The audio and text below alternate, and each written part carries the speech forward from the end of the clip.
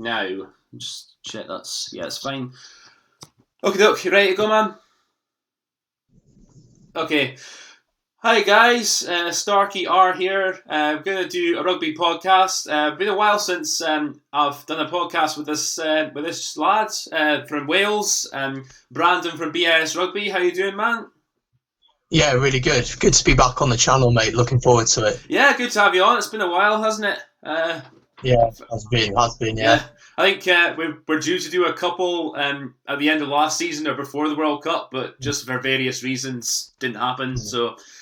But hey ho, such is life. Things get in the way. Yaddy daddy da. But yeah, let's just crack on and talk about the Rugby World Cup. How you think it's been going so far, man? It's been a great World Cup. We were talking off air. Some teams have really improved over the past 4 years. Teams that maybe would be considered to be minnows, getting battered, but this time have really put in a performance in many different games. Some teams haven't turned up, and we'll get into that later. Not mentioning any team, Scotland. Sorry, got a chesty cough.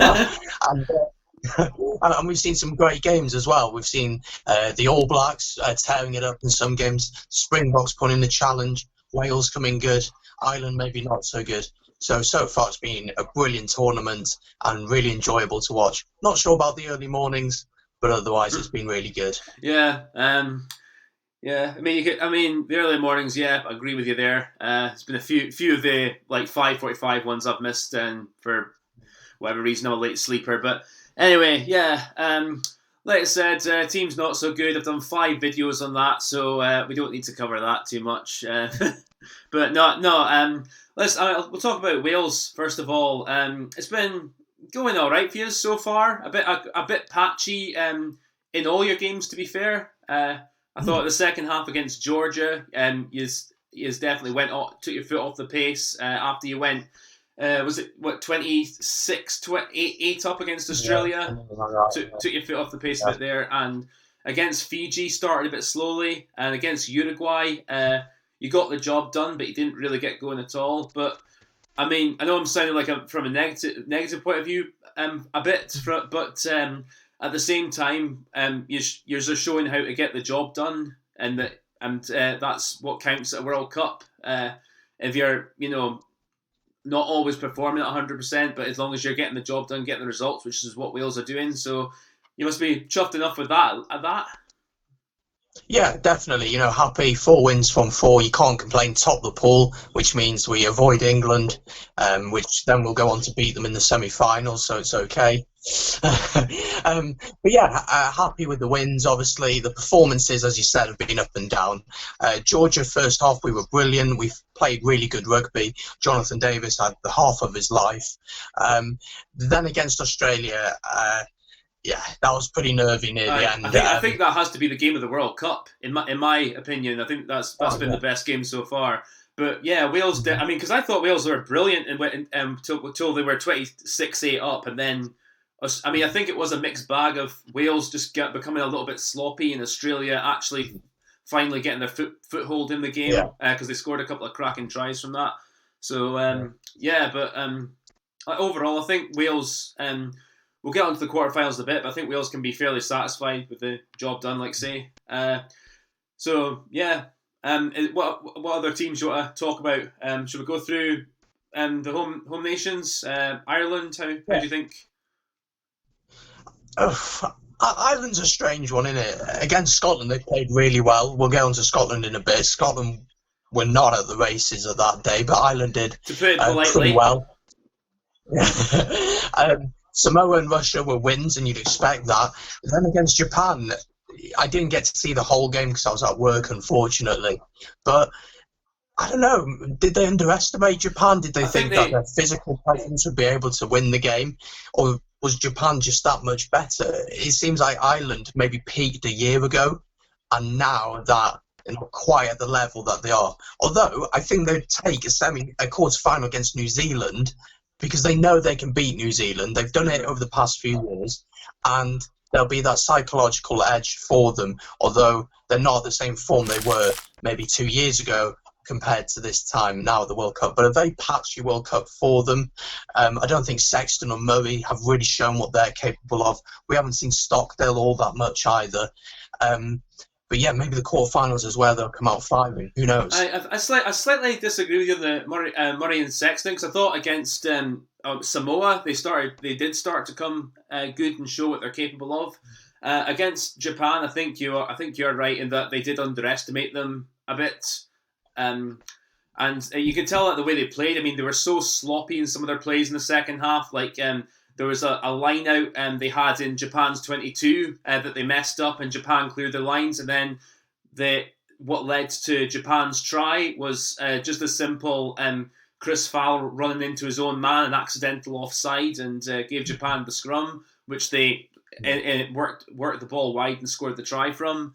So it's just little things like that. They were just like, which at that level you'd expect a team of Ireland's quality to be, as detailed the coach as Joe Schmidt is, to be like nailing 9 times out of 10. And then when Japan got in front, they just looked lost. They just didn't have an answer to Japan's defence. They didn't look like they had a plan B outside of just constantly chunking the ball up through the forwards. And then when that wasn't working, they just seemed to panic. It was like it reminded me a wee bit of the France-New Zealand 99 semi-final. Don't know if you remember that match. In my opinion, one of the greatest games of all time. When France took the lead in that game, New Zealand just looked shell-shocked and they panicked like they didn't know what was happening.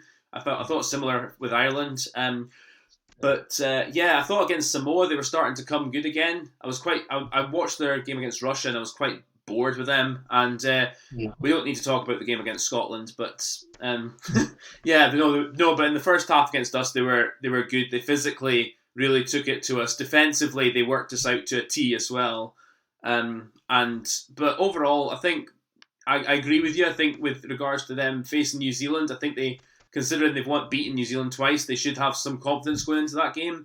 So I think but we'll see what happens. I do think it'll be a better New Zealand than the one they played in the last two times, though. And I think, we'll get into that later when we talk about the quarterfinals. But what about how you think England have done so far? England's a strange one, I think. I don't think they've really been tested so far. The USA, as we mentioned before recording, have been poor, considering all the developments they've had with MLR, the Sevens side doing well. They didn't turn up at all. Tonga showed flashes of what they could do, probably should have beaten France and also beat USA pretty comfortably. And then, obviously, they didn't play France, and that would probably be the biggest test in the pool, because against Argentina got a red card, and that straight away kills the game.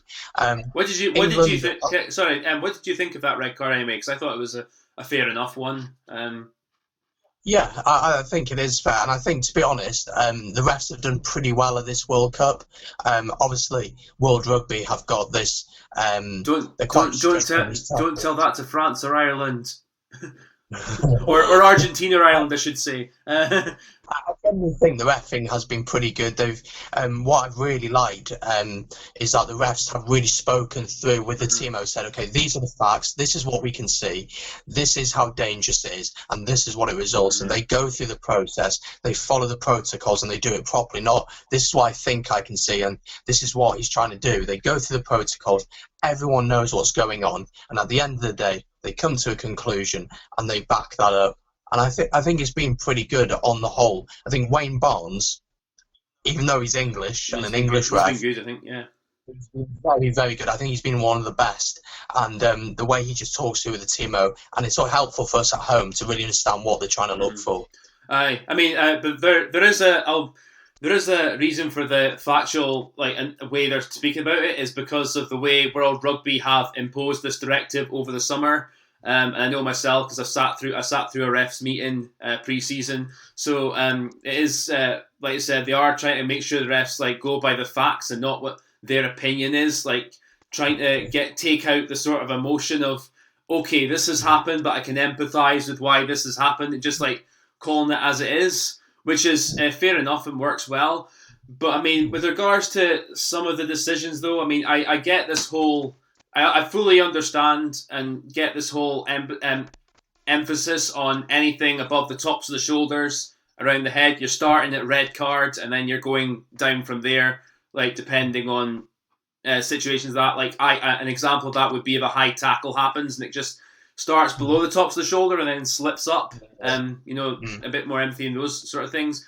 But I also think it can be open to abuse. Like if you watch the Ireland Samoa game, there's one bit where Samoa got the yellow card, and Jacob Stockdale had clearly ducked in towards the Samoan hooker's shoulder, and then the shoulder it hit with a fair bit of force, to be fair. So it was probably the right call, given the yellow card. But at the same time, it's open to abuse with the way Stockdale was more ducking into it, which I don't like seeing, because I don't think that's in the spirit of the game. Aki's one was, I think, probably right, but at the same time, I can also empathise with the folk who might be a bit aggrieved at that, but it's the way the directives and the protocols are now for referees, so they have to follow it, so I don't really blame the referees too much in that regard.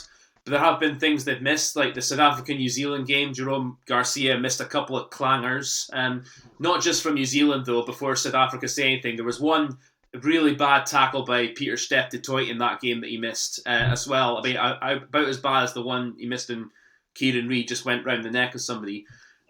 So yeah, I mean, I think the standard referee has been all right. I mean, in terms of the information they're giving us, but also like I think there needs to be a higher standard from assistant referees as well, just with regards to mainly with regards to offsides. I think because there's been a bit of an inconsistent seeing that one, and also TMOs with foul play, I think need to be a wee bit more on it, because I know myself refereeing, you've got 101 things to look at. You're not going to see everything that happens, and you're not going to get it right all the time. So if you've got your assistants helping you, it's always a lot better. And that's but I mean, obviously, and you need to be doing a good job yourself, but you do need at that level. I think it's good that they do have the help they do, and they should do. But I do think that the AR and TMOs do need to be making sure they're doing their jobs in that regard a lot more, in my view. Yeah, definitely.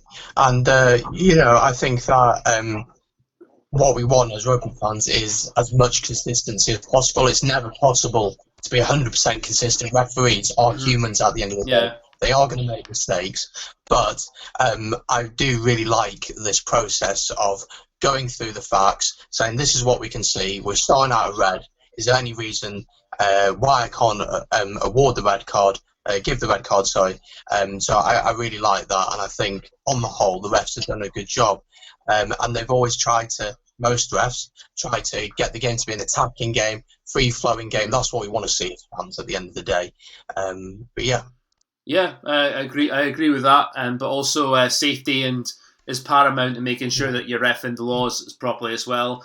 With regards to, we were speaking just before we came on about how the minnow nations are done, and I think it's another step up for all of them. I don't consider Japan to be a minnow nation anymore, how they're playing, but I think certainly like the likes of Namibia haven't disgraced themselves, likes of Uruguay especially, they've done really well. So what are your thoughts on how the minnows have done? The minnow nation? Yeah. Uruguay are the standout team, beating Fiji, competitive to an extent against Wales and Australia. Georgia, you could sense it was 4 days after that Fiji game, the emotion of that game, the physical nature of that game was a little bit too much for them. But they seemed organised, they seemed well drilled.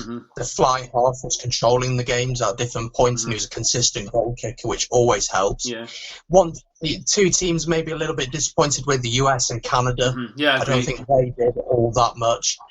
After all the hype of what's happening in the USA with MLR and different things like that, they haven't really lived up to the bill. But there's talk about them hosting the World Cup in 2027, which I think would help grow the game over there. So, yeah. I'm personally, in regards to them hosting it, because they've got fantastic stadiums over there, I think okay, but with regards to them having a hope of getting through, I don't think so, because at the time Japan won the bid to host this one, there was signs that they were a nation actually starting to climb the ladder a bit. After seeing USA this World Cup, I'm not convinced that they are ready for hosting it yet.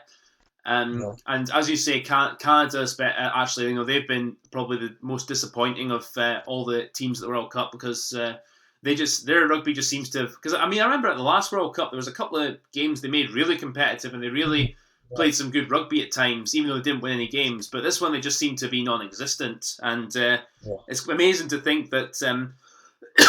Pardon me.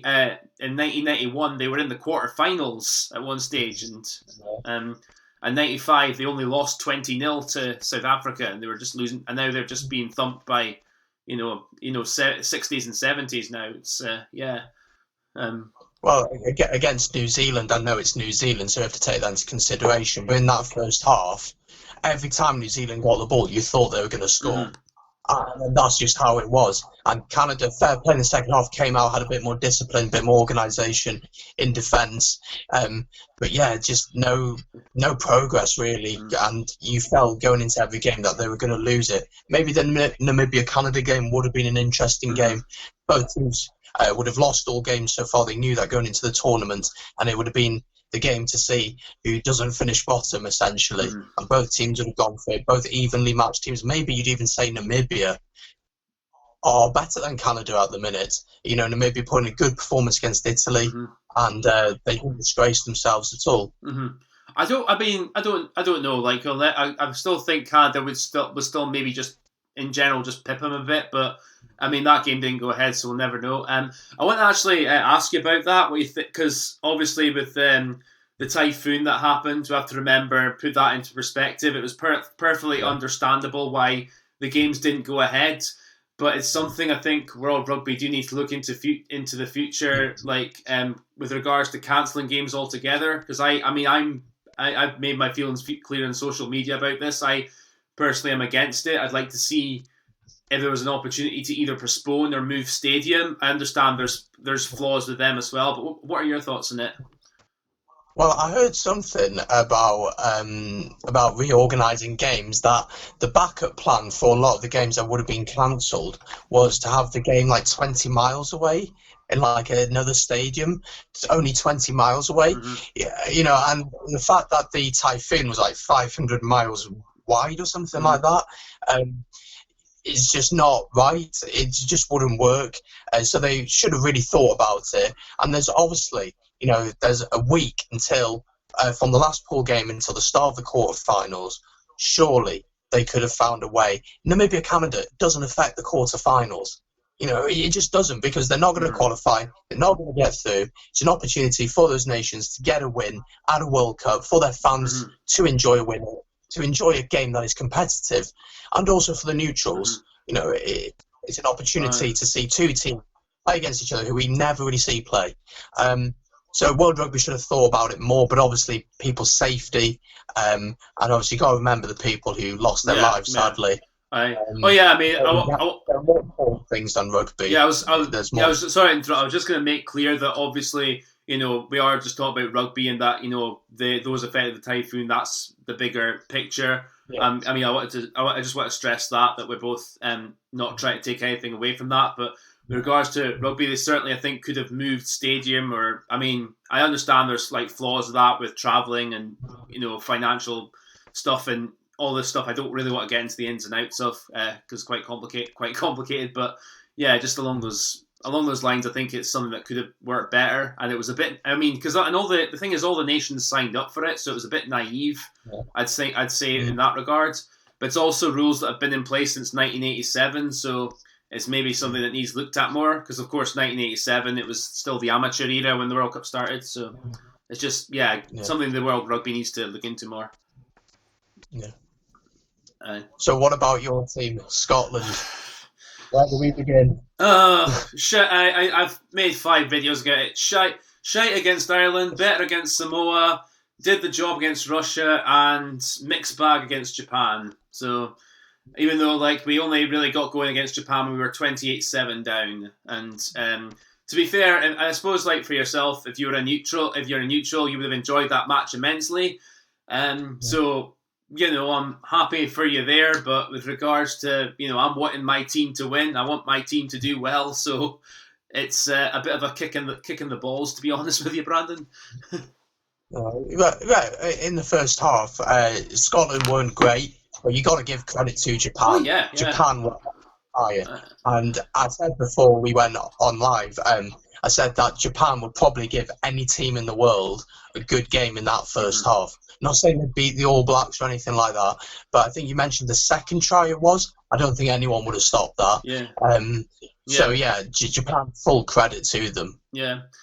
And if you wanted to know my detailed thoughts on that, there is a video of the match reaction on the channel. So, yeah, it would kind of pay me to go through it all again. But regards to, I mean, I've no complaints about the result. I think Japan deserved to win.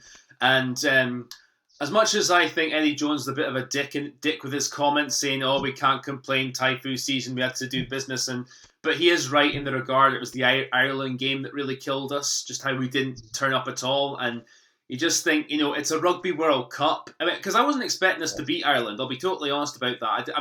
I don't mind losing, but it was just the way we were so meek. We didn't impose ourselves in the game at all, and Ireland just more or less took us to the cleaners, and it was just absolutely, gut wrenching. And the fact is, it's not the first time we've had this kind of performance in the past couple of years as well. It's really, if we're wanting our rugby to get better, those sort of performances, I mean, like I said, losing, fine, but those sort of performances need to be cut out completely, because even like teams, like even when Wales lose, you can tell at least there's like a discipline and a structure there, and they're mentally, they're at least on it for majority of the game. But I mean, even if they lose and don't play well, they're at least mentally on it and have some organisation, whereas we just seem to fall to pieces altogether, which really kind of infuriates me, to be honest. Yeah, against Ireland, you just didn't come out of the blocks. You didn't get any quick ball. Finn Russell couldn't do his magic. Stuart Hogg wasn't getting the ball. It was a frustrating game, and I don't think Ireland played that amazing. I just think Scotland were that poor. Yeah. But yeah, against Japan, second half was good from you. You showed what you could do, but it's too little, too late. I don't know if you've heard about the Japanese winger Fukuoka, the guy who scored the try. He's retiring after the World Cup. Is he? Really? He's only 29. He's going to continue doing sevens until 2020, so he'll be 30 by then. And then he's going to train to become a doctor. Oh, well, good luck to him. I didn't. What? Why? You're on top of the world. Well, I don't get it. Well, it could be Japan's Jamie Roberts. So, yeah. But no, good luck. Good luck to him if that's what he wants to do. But no, great player, to be fair to him. But I think before we get on to the quarterfinals, we should talk briefly about Japan, the host nation, how they've played, and also how they've hosted the World Cup. Typhoon aside, we'll put the Typhoon thing aside for this part. What are your thoughts there? I think they've been brilliant hosts. Japanese culture is all about being very welcoming people in, hosting them, and every team has spoken about how well they've been hosted, how much they've been welcomed into the country and the culture, how fans, I don't know if you saw that video for Wales training session, their first training session, where 15,000 people turned up to the stadium singing My Home Life and Had There, and singing Land, and singing all the different hymns and all these different things. Yeah. Just the welcoming has been incredible.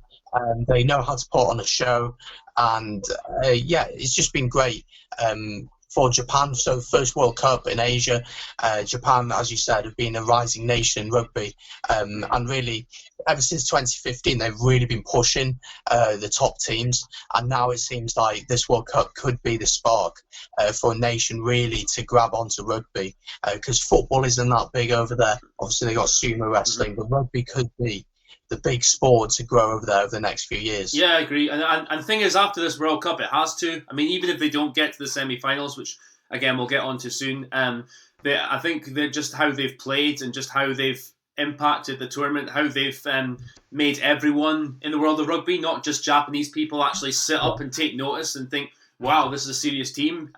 World Rugby has to pay attention. I mean, they did with Argentina after the 2007 World Cup and how well Argentina did there. They have to do similar with Japan and making sure that they've got the facilities in place to become a top nation.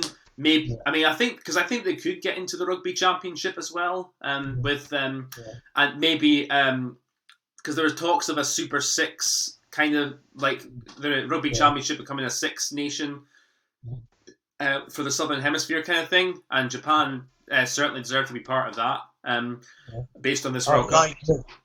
There's no point Japan playing a game against Singapore, beating them 140-0, because they don't learn anything. There's no test. It's easy playing against Thailand or China. They need to be tested against the top teams in the world. I think they could beat Argentina. Right now, they're probably better than Argentina. Yeah. They could beat Argentina. They will give South Africa a good game. And they've obviously shown that they can beat Ireland, who are world number one, whatever that means, obviously. And they've beaten Scotland, who back in April, March, April time, they drew with England at Twickenham, playing incredible rugby at times. So they've shown that they can play against the big team and put in a performance. The only problem with that then is it raises a question about Georgia being part of the Six Nations.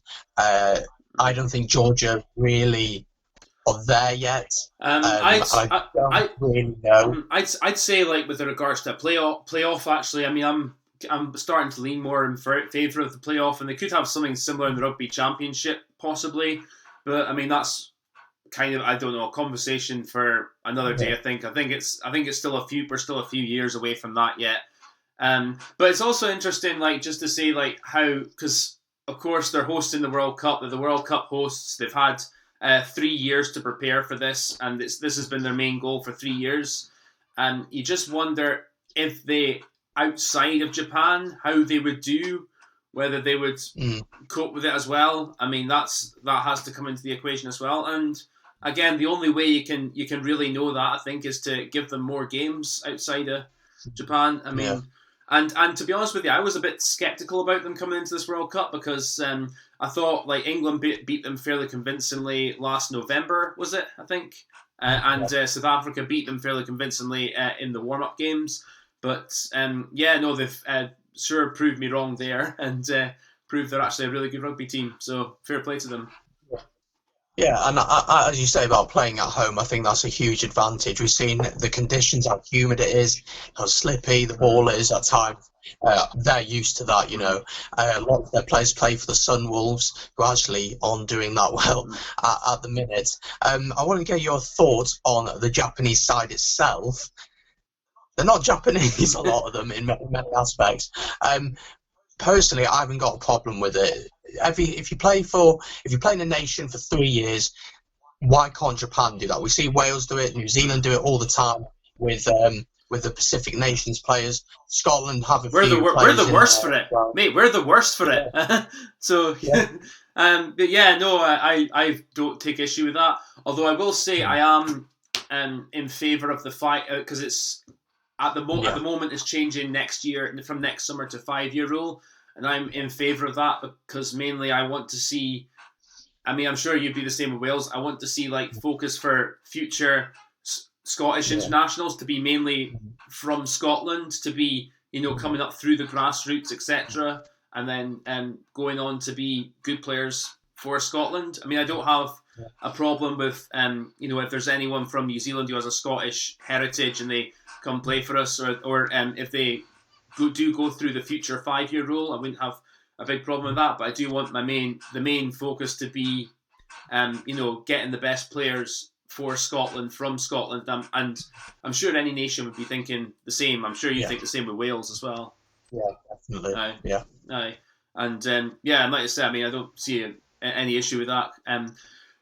But with regards to Japan, I'm not going to criticise them for that, because us Scots have been the worst for it for ages. So I won't say too much with regards to criticism there. But do you want to go on to the quarterfinals now? Let's do it. Let's do it. Okay, first up, England against Australia. How do you think that's going to go? I can only really see one winner here, to be honest. Unfortunately, it's going to be England. I don't think Australia being particularly amazing against Wales in the second half. They did come out and score some great tries. I think that the decision to play Genya at 9 is a good decision. When he's come off the bench for Australia, I think he's made a difference. it's going to be interesting with Australia because we know what England are going to do. England are going to use their power. They put Slade at 12, Farrell at 10. So obviously going for a physical team. Tuolangi will look to get over the gain line. Big Pack, Billy Vunipola, Maka Vunipola's back for this one. They're going to try and dominate physically. Their scrum, their line out, driving maul. It's going to be based about power, discipline, and organisation. Mm-hmm. And that's what England are going to bring against Australia. If Australia's defence can deal with that and they can counter-attack by using their fullback, Curtly Beale, on his day, attacking-wise, can be world-class. Yet sometimes he's not quite at it. I personally can only see England winning this one by about 10 points, maybe. It could be more. But it's all about that start. If England start strongly, score early, I think it's going to be very difficult for Australia. Yeah. What are your thoughts? I think a key area for the Aussies where they can give England a tough time is the breakdown, because they've got, with Hooper and Pocock, I'd say they're better jacklers than Curry and Underhill are in the back row. I think that's where Australia could target them a bit, especially in defence. I think Australia are going to have to be very aggressive there at the breakdown, because if they give England enough time and enough space, and if England get lots of quick ball and end up going to the wings, then obviously you've got the flyers out there who can finish things off. And I think the scrum, England, I think, will be fairly on top there. I can't see Australia doing one over them. I think if Australia can get parity in the scrums, they'll give themselves more of a chance. But again, because this Australian team, you just go through the team.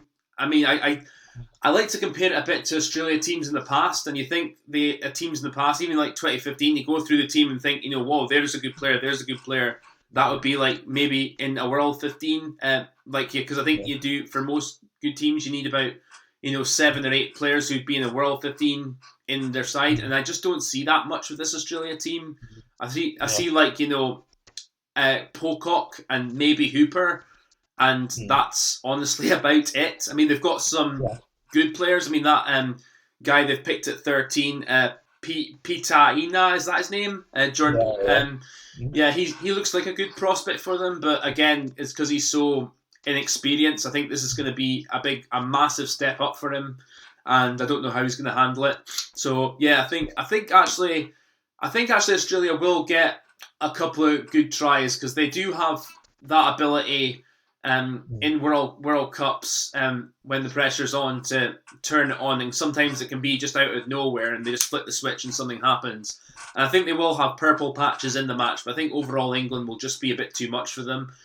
And worth noting as well that Australia haven't beaten England since Eddie Jones took charge of England, and since the 2015 World Cup, so I think that's going to count in favour of England as well, as much as it pains me to say. Yeah, but there's always that psychological thing, isn't there? Australia knocking England out of the World Cup in 2015. Yeah. Fingers crossed. That's what I'm saying. Fingers crossed. Another big issue with Australia this World Cup has been their discipline. And I don't, because they've had, 4 yellow cards in 4 games, or five yellow cards, something like that. And Michael Cheika just doesn't help that at all by what he says in press conferences, saying like, I don't know what the rules are anymore. And it's like, and I just think, Michael, it's pretty simple. Like, make sure your players, when they're going into contact, are not swinging the arm, or they're not, they're not going in and they're not like, charging people off the ball, etc. It's not all that hard. And if you're going into a ruck, you make sure, because it's never been the laws that you go in swinging your arm like that. You have to go in properly and make sure you clear it out properly. So, if he's saying he doesn't know the rules anymore, then that's not helpful in my opinion. Yeah, he's not really the same psychological genius as Gatland is or Eddie Jones is with what they say. I just think that sometimes he comes out with stupid stuff which just doesn't help the team, doesn't give the team confidence at all. And, just a bit of an irrational man. Australia's discipline hasn't been great. I think it was Hooper on Bigger in the World Cup. I think Cooper was very lucky to get away with that. Definitely. But again, they've been unlucky. The penalty that they conceded, I think it was Kuridrani on bigger again, maybe. Oh no, was that? Where he lifted the arm? Oh, was that Karevi on Patchell where? Yes, Karevi on Patchell. Sorry, I thought it was a. Yeah, sorry, I was just. Quite harsh. Sorry, you were saying? Yeah, it's quite harsh, I thought. I mean, I think, well, given the directives the referees have to go for now, I can understand why it was a penalty at most. But at the same time, I think also Patchell, he kind of brought that on himself a bit because it kind of went there and then slid up. So, and Patchell, the way you look at his tackle, he could have gone lower. So, in some ways, he brought it on himself. But in other ways, I think it was a wee bit reckless from Karevi because you have to lead with the hand if you're going for a handoff. And if you're going in like that, you're running the risk of giving a penalty away. So, it's just one of those things where I think like players have to learn to be a bit more precise these days. But yeah, I can understand why folks say that was harsh. But yeah. So anything else to say in Australia and England? I think we're both agreement England are probably going to win this. For me, England by 10. How much are you saying? England by 7. Because as I said, I think Australia will have their purple patch at some point in the game, but I don't think it'll be like against Wales. I don't think it'll be enough to get them the win. I think England will just have a bit too much. So yeah. Okay. Cool. Right, on to tasty one now. Possibly the tastiest one of the quarterfinals. New Zealand against Ireland. I mean, we all know the Irish love playing against New Zealand recently. Got that win in Chicago. Got that 2 wins in Dublin, is it now? One win in Dublin, one in Chicago. So they've got that psychological edge. They know that they can beat New Zealand. Ireland, as we've said, have been hit and miss throughout the pool stages, have shown really good glimpses against Samoa and Scotland, and then against Japan just seem to underestimate what the Japanese could do. New Zealand, what really impressed me against South Africa was South Africa dominated for that 10-15 minutes in the first half, and then just like that, New Zealand just turn it on, offloading beautiful play and getting try after try. I'm still not convinced about the Mo'unga and Barrett at 15. I'd rather Barrett at 10.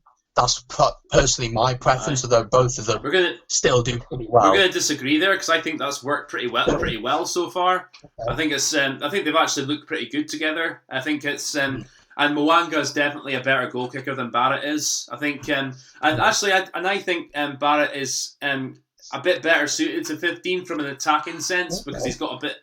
Because at 10, he's not just about attacking; he's got to control everything and like marshal things around him, and he hasn't got as much space to work what he can do. Because whereas at fullback, he's got a bit more space to step properly and to sort of be a bit more of a nightmare for defenders.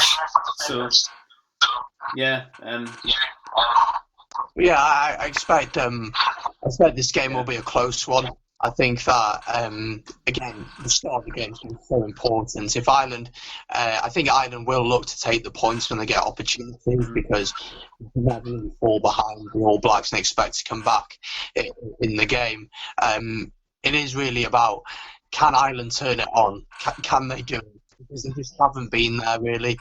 New Zealand, we just know how good they are and what they can do. So, it really is about who turns up on the day. This Irish team can beat New Zealand, but I don't think they're the same team that they were a year ago, maybe a year and a half ago. When they won the Grand Slam. We dispatched them pretty comfortably in the Six Nations. And yeah, it's going to be a tight one, this one, I think. Yeah. Your thoughts? Yeah, I think the Ireland team have been worked out a bit more. And to be honest, I think this has actually been a kind of, in some ways, recurring problem with them under Joe Schmidt. It's just in 2018 they seemed to get the mix right a bit better, but now it's come back in the Six Nations against England and Wales. Both England and Wales defences were just all over them, and they just didn't seem to have an answer to it. It was the same in the group against Japan; they didn't have an answer. So I'd say if New Zealand can defend like Wales or England did in the Six Nations and get that rush defence absolutely pinpoint accurate, I think Ireland will struggle. And also if New Zealand, because this is the other area where Ireland struggle, is if teams get under their skins very quickly and just keep pressuring them, they struggle. Like when the Six Nations, as I said, against Wales and England, because you both got under their skins pretty quickly. and then they just didn't have a way back into the match really in either game. But I think based on the last two meetings they've had, I think New Zealand will be a lot more up for it than they were in those two, because I think they will be a lot more focused. But I think that's possibly what's going to see them through. But it could be a cracker. It could be a cracker of a match, because I think Ireland were coming good against Samoa, and as I said, they do have the knowledge of how to beat New Zealand. So I think a lot of it depends on New Zealand, and if New Zealand do really get under Ireland's skins early on, then it's going to be very difficult. If Ireland get a good start, then of course they've got a very good chance. But I think that first first half hour is going to be very key. I think. Yeah, it's going to be a tight game. Personally, I think New Zealand will have enough to win and will win. Ireland, it is about, can Sexton and Murray control things? Can Stockdale get a lot of the ball? If Stockdale gets the ball and has his chip over the top, that can work really, really well for them. But I just think New Zealand are going to have a little bit too much in this one. Yeah, I think the same. I think New Zealand will just... I think they'll just pip it by about 5 to 7 points. I think again, I think it depends how well Ireland start. Because I think if Ireland start poorly, then I think New Zealand will run away with it. But if they start well, then it will be a very tough game. And like I said, New Zealand get their defence right and they get their breakdown right against Ireland, because that's one area there where Ireland have really exposed New Zealand in the past couple of times they played them, is at the breakdown and at the drive-in maul. So if New Zealand can get that right, and if they can stop the drive-in mauls early, which is one of Ireland's strengths, then I think Ireland will really struggle, and they won't. I'm not sure if they have a way out of the New Zealand stranglehold that could happen. So I think, as I said, based on the last 2 years, I think New Zealand will get it right this time, and they will just win it. But I don't think it will be a massive margin unless Ireland start poorly. Yeah, right. Yeah. So I think New Zealand to win this one and go through to the semi-finals against England. Yeah, right. On to Sunday's games. Wales against France. What are your thoughts there? Excited? Nervous? Well, I can only watch the first half because work starts then, which is really annoying. Saved my hours at work this week, so I missed the second half. Got it, man. Really annoyed about that. But Wales against France. Wales, last time they met, obviously in Paris. First half belonged to France. Screaming at the TV, couldn't believe we were playing so badly. Then came back in the second half, and French did what the French do a lot of the time and completely collapsed. And there's even been talks about them having a squabble and an argument in camp over different things that probably don't matter. Again. France. Half against Argentina. Amazing. Mm-hmm. Dupont, Untermac, Panot just running rings around the Argentinian defence. The forwards were offloading. It was beautiful rugby. And then the second half happened. And that's kind of been how France have been over the World Cup. First half against Tonga looked okay. Second half, Tonga should probably have won that one. It's difficult to know what... It's so cliche. What France are going to turn up. It's such a cliche thing in rugby, but it's so true at the minute. I think this game is one step too far for this team. I think Wales' discipline, our organisation and our structure will be enough for us. I think that France should target the next World Cup. They've got a really good young team. As I said, Dupont and Tamak and Panot are the three standout players, I'd say. Dupont especially, he's been brilliant. It's whether France can keep their heads, keep disciplined, and if they get the free-flowing rugby right, our blitz defence might not be able to deal with it, because what we've found, especially against Fiji, when we fly out the line, if teams can offload it and pass it quick, and are quick, strong runners, they get round us. We've seen that that's a possibility. So France will be targeting that. I think we'll have enough to do it, though. Yeah, I fully agree with most of what you said there. I have to say, though, I'm not sure about the you never know what you're going to get with France, because I see a team like that just, as the games go on, they either, I don't know if this is through fitness or boredom, whatever, they just seem to look bored by just, I mean, because they have moments where they can produce flashes of brilliance and like, they can, score a try just out of nothing or off a counter attack and and punish opposition team. But then, like when it actually comes, and they have moments as well where they can just chunk it up the middle and physically break the gain line and offload for fun. But in terms of actually when the going gets tough and they have to actually systematically break down the team and, actually have to work hard, go through the phases, breaking down the team, they seem to just get bored. Like they just can't be arsed doing it. And I think that's going to be their downfall in this game. I think they could give Wales a good match in the first half, possibly if they, turn up with their heads on. But I think as the game goes on, I think the Wales, being this astute team they are, I think if they're on it, they're a very astute team. I think they'll eventually wear the French down, and France will just get kind of bored with having to get back into the game, go through the phases, trying to break down that Welsh defence, and that's where I think Wales could possibly either run riot or punish them, because I think that's just what I think there. I think this French team look like they can have moments of brilliance, but they just look so bored out. I mean, against USA, if you watch that match, the amount of times they're going through phases, they just look like they're almost on sleeping pills. It was like you've seen Luis Picabol chunk it up, and he could be a powerful player, but there's sometimes you're just watching, you could just look in his face, and he was just like. Yeah. Like they just look so bored, like just having to go through the structures of the whole thing. So I think in that sense, I don't think they're going to be that much different. I think they might be more motivated from the start, but as the game goes on, I think Wales will just have too much for them. And in my opinion, I'd say it's the easiest of the four quarterfinals to call, because I think albeit I will say I don't think Wales will run away with it by an awful lot of points, because truth be told, Wales they have good organisation and good discipline, but they don't score all that many tries.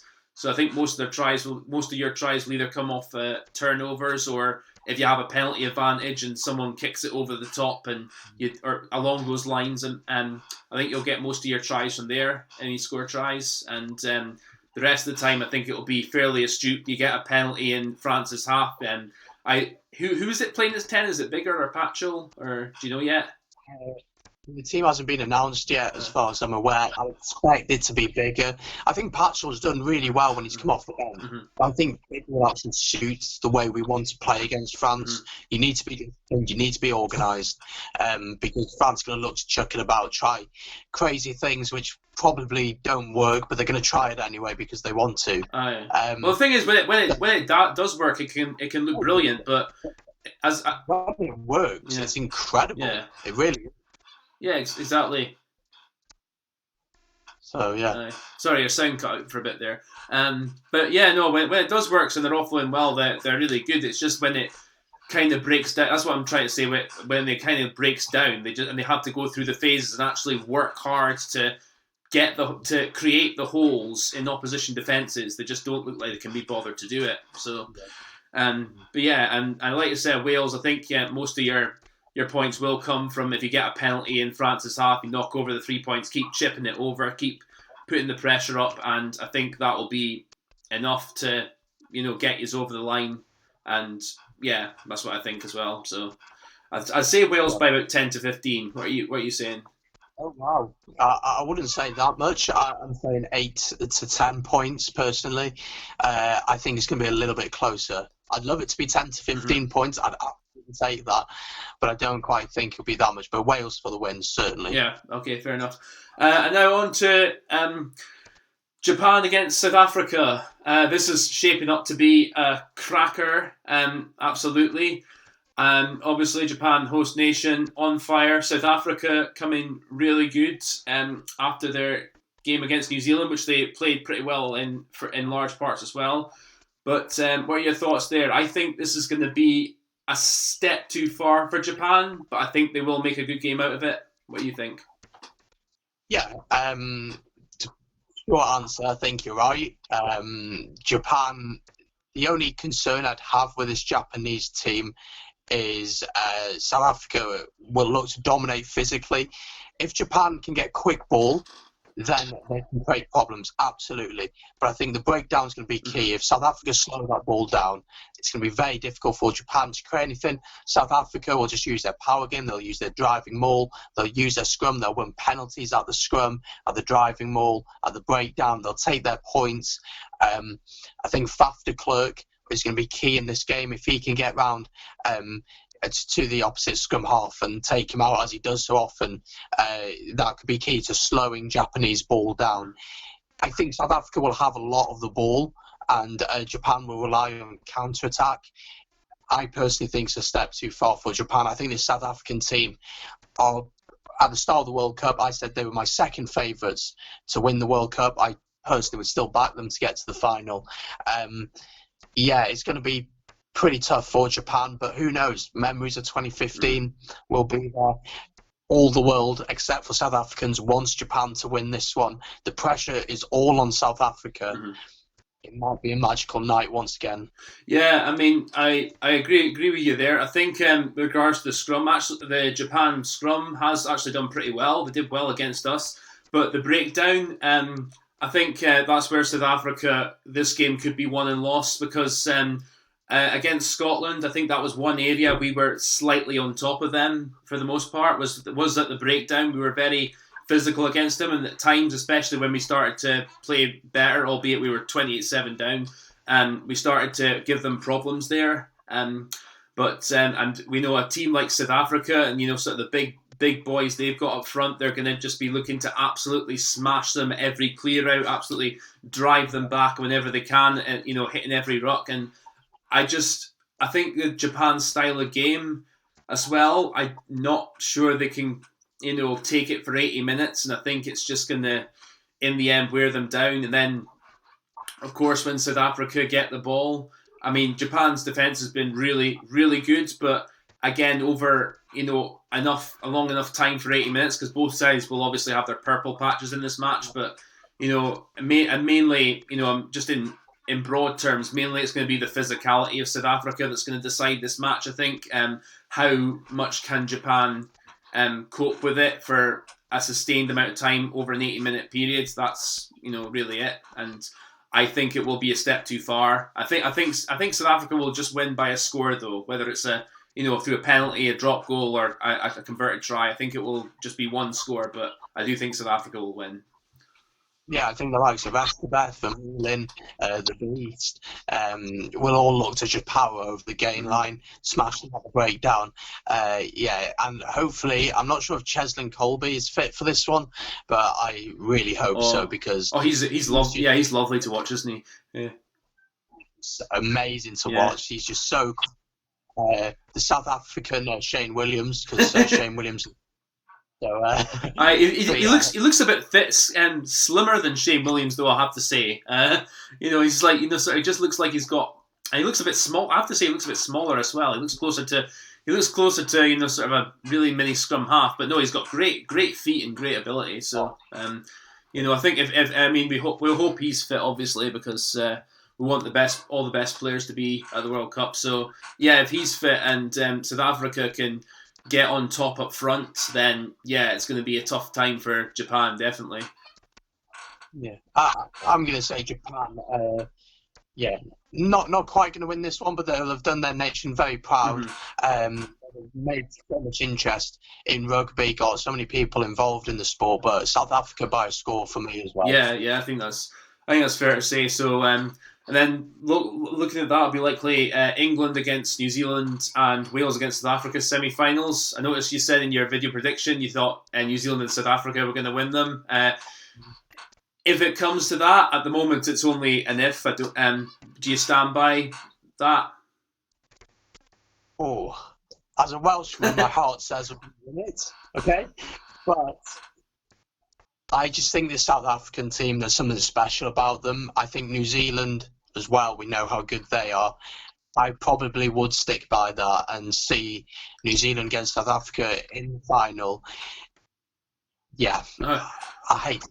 But yeah. I mean, I don't know if Wales play South Africa, I wouldn't count them out, mainly just because of their good record against South Africa recently, and I thought last year actually it was a very competitive game, and Wales showed how to get the job done near the end, because that's one thing I think Wales can certainly take, if it comes to that, of course, can take confidence from, is they know how to get the job done and win games, even if they're not always playing very well. So that's something that definitely Wales could look to go into the semi-final. But if it comes to that, of course, because it's knockout rugby, it's sort of 80 minutes and could decide. But I think we're pretty much in agreement who we think is going to win the quarterfinals. So it'll be a cracking weekend. See how much time we've got.